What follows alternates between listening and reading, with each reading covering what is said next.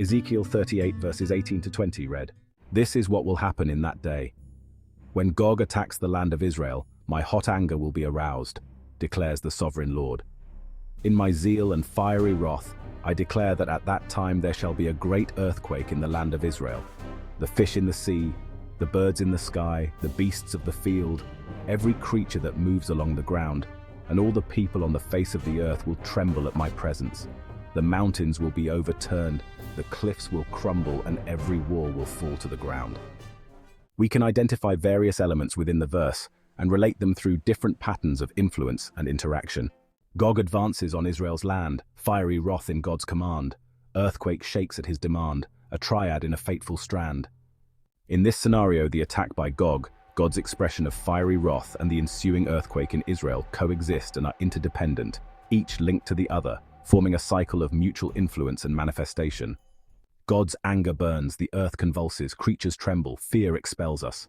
Mountains shiver, cliffs surrender, nature bends to power tender. God's hot anger leads to the great earthquake, which in turn causes all creatures, fish, birds, beasts, and people, to tremble. This sequence demonstrates a reinforcement pattern where one element intensifies the next, culminating in a widespread impact. God proclaims with wrathful might, mountains overturn in fright, cliffs disintegrate from height, nature crumbles in the night. The causal relationship here is seen as God's declaration resulting in geological upheaval, mountains overturning and cliffs crumbling. This can also be interpreted as God's declaration indirectly leading to the crumbling of cliffs through the initial action of overturning mountains.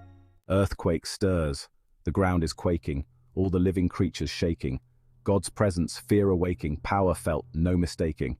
The earthquake not only causes all creatures to tremble, but also manifests the fear and physical reactions in every creature due to God's overwhelming presence. Here, the earthquake serves as both a physical and symbolic manifestation of divine power. Wrath ignites, the mountains tumble, walls collapse, the earth does rumble. Harmonic chaos, structures crumble, God's decree, the proud made humble. The expression of fiery wrath harmonically leads to both the overturning of mountains and the fall of every wall. Each of these outcomes is interlinked and dependent on the initial expression of wrath, showing a harmonic balance in the execution of divine judgment.